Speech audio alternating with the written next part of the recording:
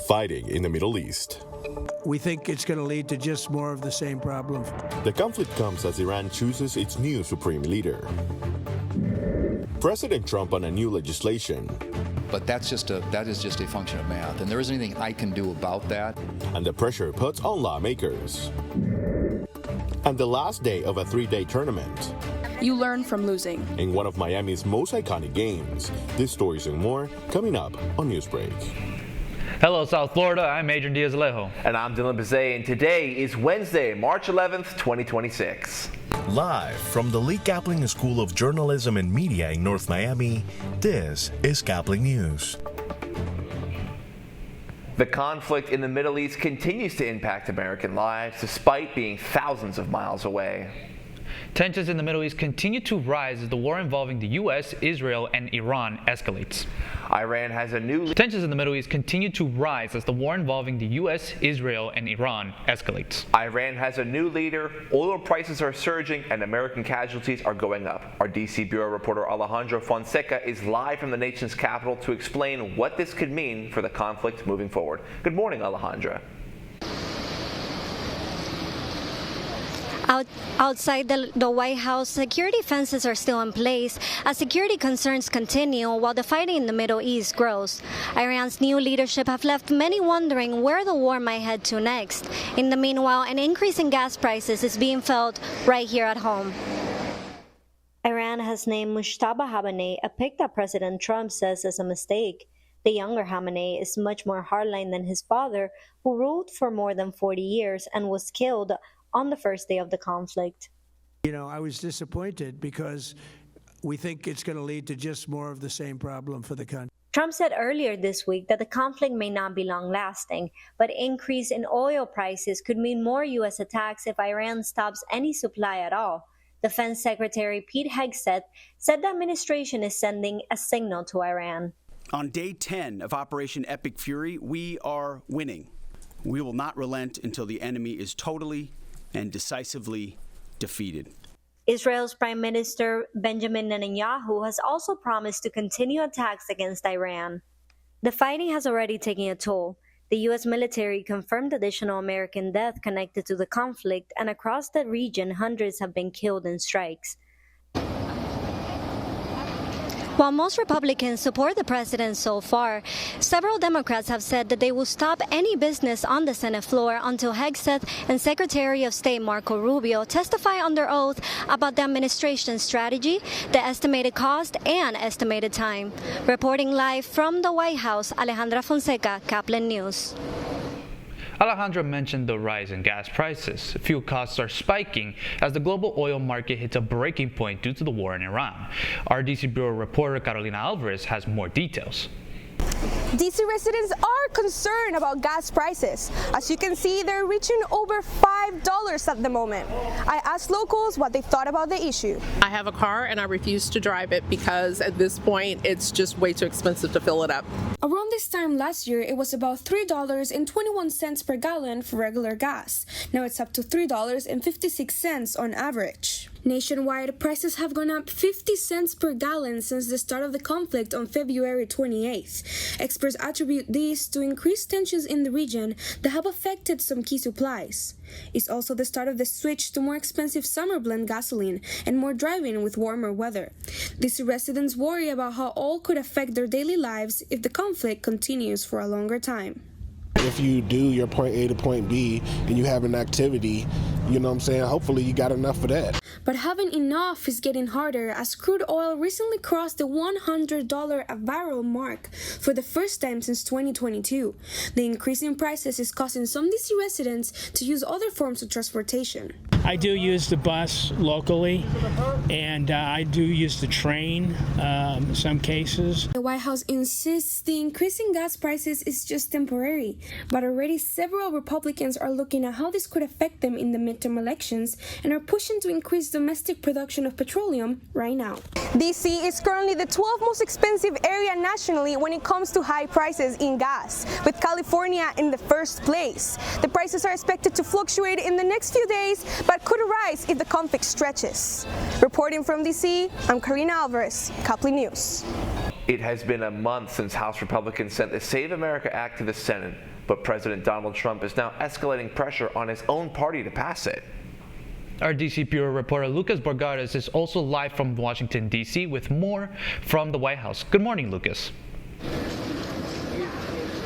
Good morning. That's right. President Trump is demanding the Senate prioritize the Save America Act, even going as far as saying that he would not sign any other legislation until the bill is passed. However, Senate Republican leaders are making their situation clear. We don't have the votes either to proceed, get on a talking filibuster, nor to sustain one if we got on it. But that is just a function of math, and there isn't anything I can do about that. President Trump also making it clear on a Truth Social post that he would not accept a, quote, watered-down version of the bill, listing all the requirements he deems a necessary part. However, the House-passed bill itself primarily focuses on federal election rules, including how states handle name discrepancies when voters show proof of citizenship. Democrats, however, are standing firm. Senate Minority Leader Chuck Schumer has reiterated that he believes the SAVE Act is, quote, Jim Crow 2.0, and warned that if Trump refuses to sign other bills until it passes, the Senate could face a total gridlock. It's still unclear whether the president's threats will affect any other major priorities, including a future DHS funding bill. For now, the next big test will be whether Senate Republican leaders can turn this into a floor fight as soon as next week. Reporting from the White House, I'm Lucas Bogartis, Caplin News. An animal shelter in Central Florida is hoping to rebuild after a fire erupted, killing a dozen animals in the process. WPTV's Samantha Gutierrez spoke to the owner and has more details. Ted Pankowitz woke up to a loud rumble. Honestly, I thought it was a rocket launch, but I could see that there was like a glow. What he saw were the cottages at his Fellsmere cat rescue up in flames. The fire started around 5:30 Monday morning at the For the Love of Paws, trapping 15 cats and 1 tortoise. I was thinking at that point that there wasn't anything I could do for them because it was completely engulfed. Ted and his son searched for any animal they could reach. My son yelled, I think I hear one of the cats. 4 cats were trapped in an outdoor kennel. Ted ran in to get them, burning his arms in the process. And Socks came running to me. When she came running to me, she caught on fire. The 2 ripped the kennel off the wall just before the flames spread. We were just yanking.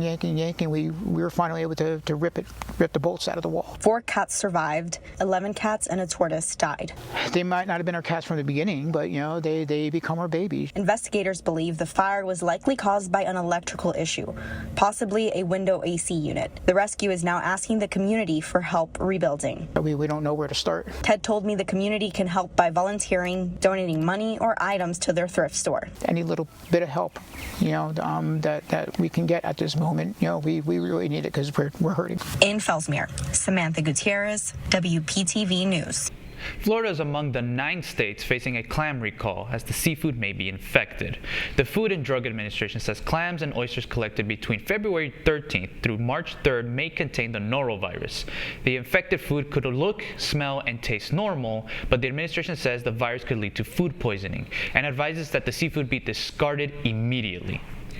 It felt like 83 degrees yesterday, but the real heat came from Bam Adebayo.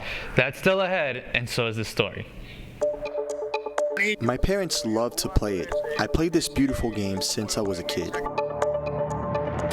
When you mix Little Havana, Domino's, and Cafecito. The answer? Find out when Newsbreak comes back in 2 minutes.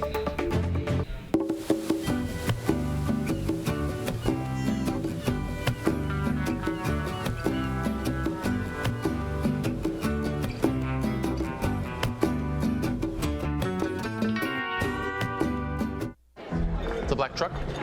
Hey, Christina from accounting. Yeah, hi. Hey, I used to date a girl named Christina.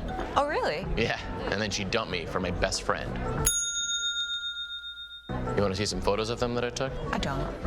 I thought we talked about this, buddy. Buzzed and overshared again? Yeah. Yeah. I'm gonna call a car.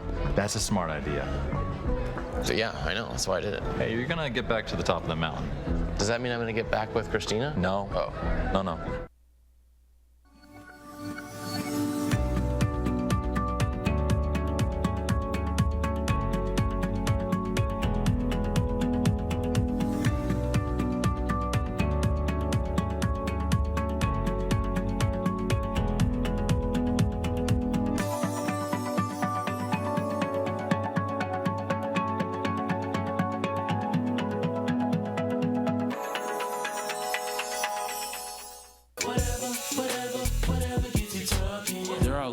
ways to reach out to a friend about their mental health.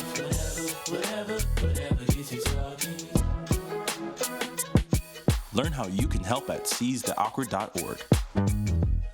Bill is a family man. He invests his money wisely and provides a good life for his children. Just one problem. He often opens emails from senders he doesn't know, and his computer is not password protected. One day, Bill checked his bank account and 94% of malware attacks originate from emails. Don't be like Bill. Take your cybersecurity seriously.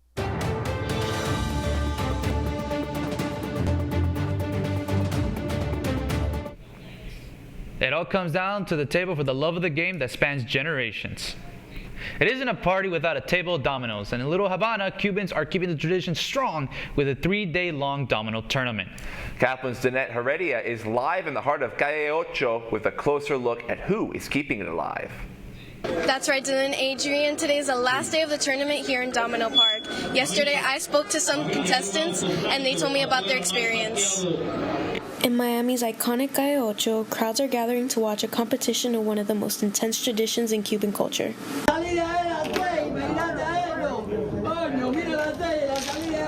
Organized by the non-profit Kiwanis of Little Havana, domino enthusiasts are coming to share their love for the game, from its passion to drawbacks.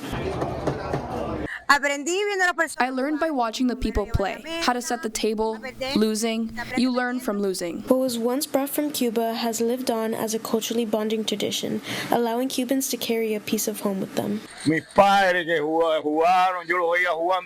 My parents love to play it. I played this beautiful game since I was a kid. You can still join because right after the tournament ends, the after party starts. Reporting live from Little Havana, I'm Danette Heredia, Caplin News.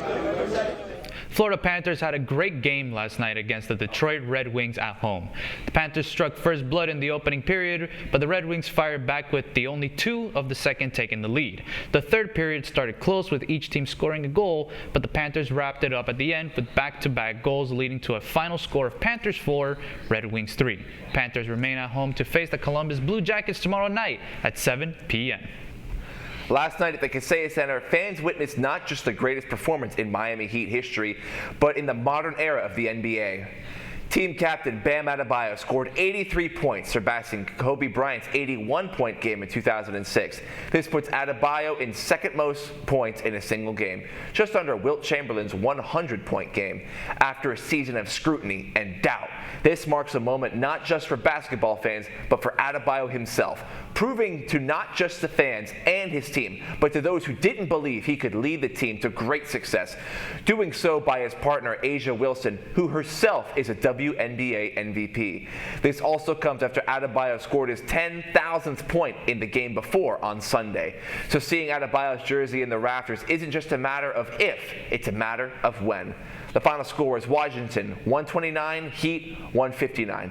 You're watching Newsbreak, and we'll be right back.